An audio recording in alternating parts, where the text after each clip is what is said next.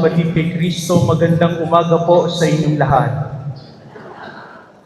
At maligayang pagdating dito sa pinagagawa nating simbahan, ang pamperegrinong simbahan ni Lolo Uweng. Sa araw na ito tayo nagsasama-sama upang pagnilayan ang pagpasok ng ating Panginoon, ang matagumpay niyang pagpasok sa templo. Sa ating pagpapaumpisa ng pagninilay na ito, nais ko kayong tanungin, may kailangan ba ang Diyos? May kailangan ba ang Diyos? Pero tayo ay sasagutin ng ating katisismo, walang kailangan ang Diyos. Dahil ang Diyos ay ganap, hindi siya nagkukulang, hindi siya kulang, hindi siya nangangailangan ng kahit ano mula sa atin. Because God is sufficient in Himself. Pero sa ating ebanghelyo, sa pagbabasbas ng palaspas, sinabi ni Jesus, sabihin ninyo, kailangan siya ng Panginoon. Yung unang ebanghelyong binasa natin sa labas, pinapunta ni Jesus ang kanyang mga alagad at sinabi niyang, kalagin ninyo at dalhin dito. Kapag may sumita sa inyo, sabihin ninyo, kailangan ng Panginoon at hindi nakikibuo iyon. Kung wala naman siyang kailangan, bakit niya sinabi na kailangan niya ang asno? Kung wala naman siyang kailangan, bakit niya sinabing kailangan niya yung asno? Dito natin makikita ang isang napakagandang hiwaga ng ating pananampalataya. Hindi kailangan ng Diyos ang tao.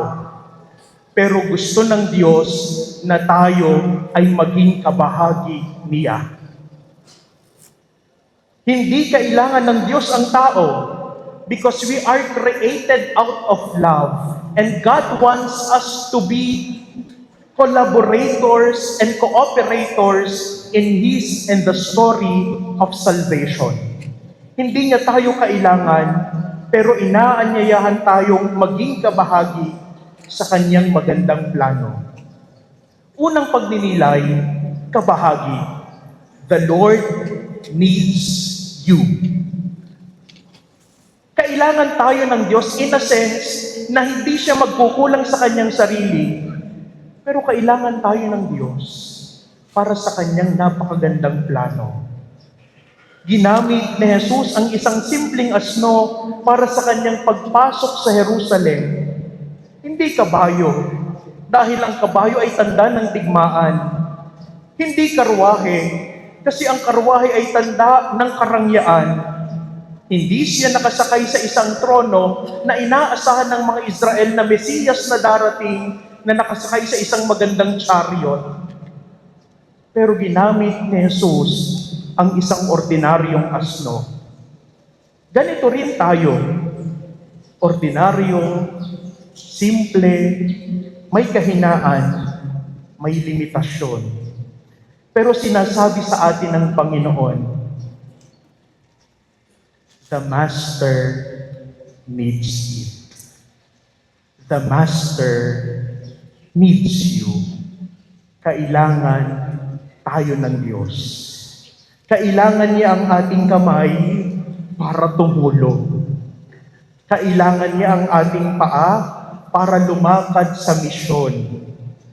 Kailangan niya ang ating puso para magmahal ng totoo, ng lubos, at kung maaari ay lubos. Mga minamahal na mga kapatid, hindi kulang ang Diyos sa kanyang sarili, kundi kailangan tayo ng Diyos dahil gusto niya tayong maging kabahagi ng kanyang gawain ng pagliligtas. Pangalawang bagay na ating makikita, kapakumbabaan. The donkey as the image of a true Christian. Ang asno bilang larawan ng pagiging tunay na Kristiyano. Bakit asno ang pinili ni Jesus? Dahil ang asno ay simbolo ng kapakumbabaan. Hindi ito naghahanap ng papuri. Hindi ito naghahanap ng atensyon. Hindi ito naghahanap ng karangalan. Ginamit ni Jesus ang asno upang maging instrumento ng kanyang pagpasok sa Jerusalem. At iyon ay sapat na. Mga kapatid, minsan gusto nating maglingkod, pero gusto din nating mapansin. Gusto nating tumulong, pero we are also asking for appreciation and validation. Gusto nating magsakripisyo, pero minsan, mas gusto nating makilala. Pero ang tunay na alagad ni Kristo ay nagsasabi, it's not about me, it's all about God. Hindi ito tungkol sa akin, tungkol ito sa Panginoon. Kapag hinayaan nating gamitin tayo ng Diyos at maging kanyang instrumento, nagiging tulad tayo ng asno sa Ebanghelyo. Simple, tahimik, ngunit mahalaga sa plano ng Diyos.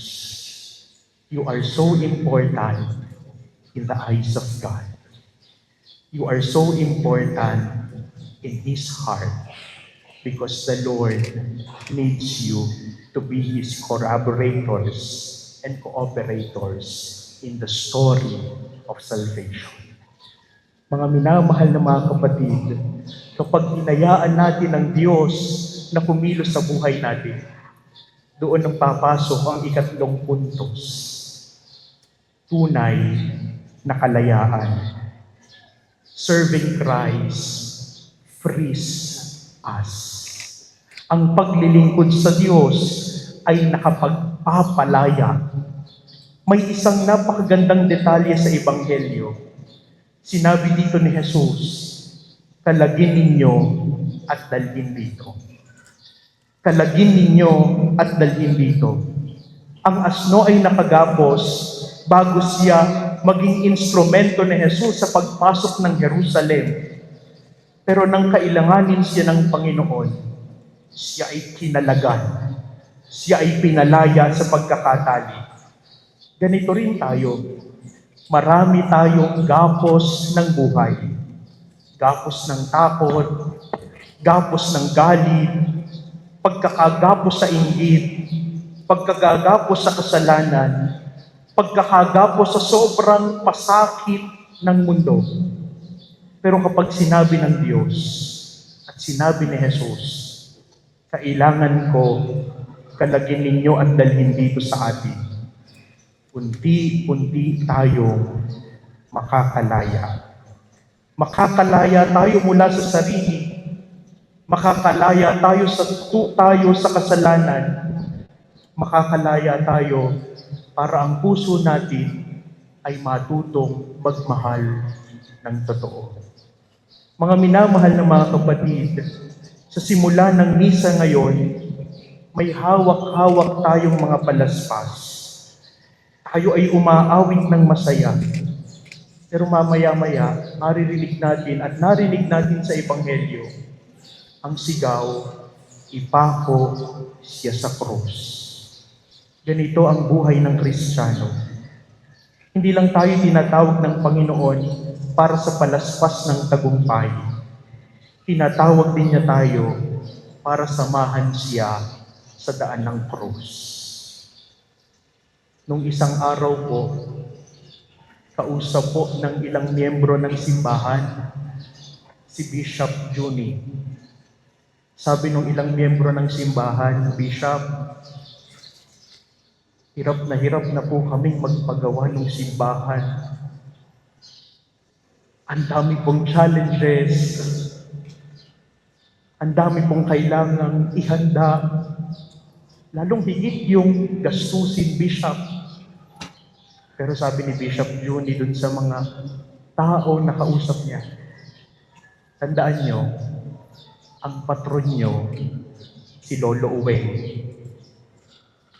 At si Lolo Uweng, bago siya nabuhay at muling mabuhay, siya'y dumaan ng paghihirap.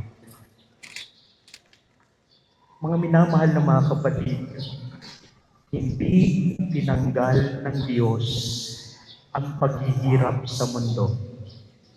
But God entered into our suffering. God entered into our suffering.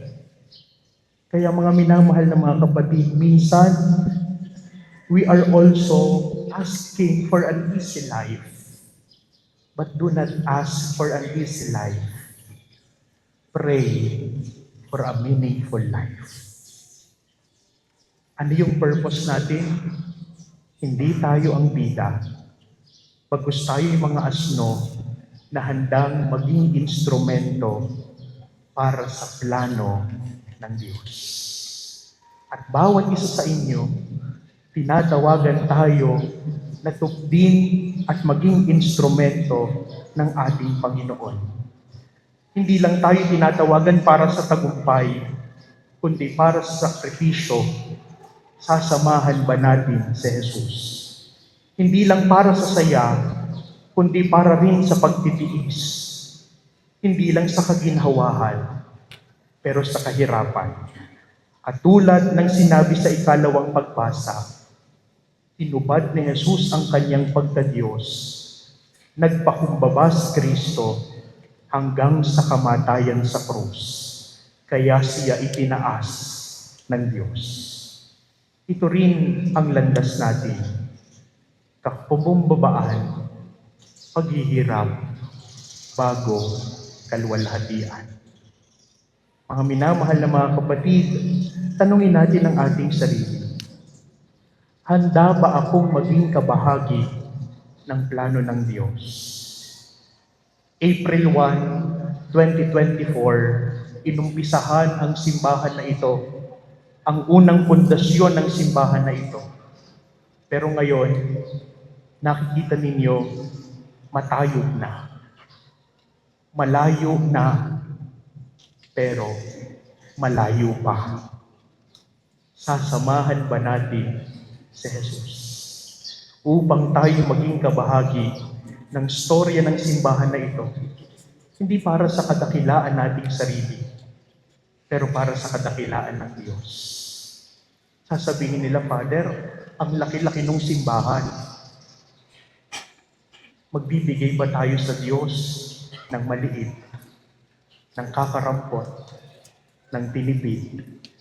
We will give what is pleasing and perfect to God, because God deserves the best. Handa ka bang maging kabahagi ng Diyos? Handa ka bang magpakumbaba? Because we cannot be true servant without humility. Because it's not about me. It's always about God.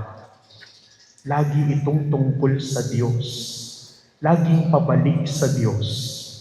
Handa ka bang magpalaya sa sarili para maglingkod?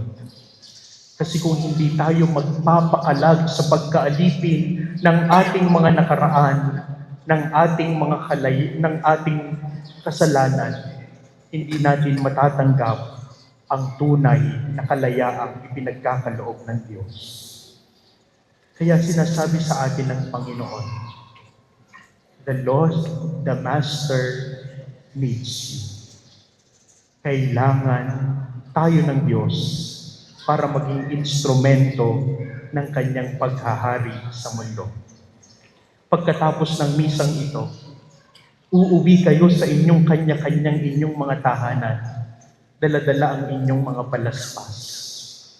Isasabit ninyo yung inyong mga palaspas sa tarangkahan ng inyong pinto, sa mga bintana, hindi para panakot sa aswang o sa kidlat, pero upang ipaalala sa atin na ang naghahari sa bahay na ito ay walang iba kundi si Kristo. At mapapansin nyo sa mga darating na araw, ang mga palaspas na inyong hawak-hawak ay unti-unting matutuyo. That is the life of a true servant. Kailangan nating maubos sa ating sarili, matuyo sa ating sarili, upang ang Diyos ang magningning sa atin. And the same palm will be used on the next Ash Wednesday na ipapahid sa ating mga noo. At anong sasabihin doon? Remember, you are dust, and to dust you shall return. Sa madaling salita, mamamatay ka rin. Ang tanong, papaano tayo at papaano natin gagamitin ang ating buhay para maging kabahagi ni Jesus sa mundong ito? As we journey, how are we going to be an instrument of God's love to other people? Handa ka bang maging kabahagi ni Jesus? Tandaan natin, yung asno, walang kaalam-alam sa araw na yon na kailangan pala siya ng Diyos. Baka ngayon, tinatawagan ka rin ni Jesus.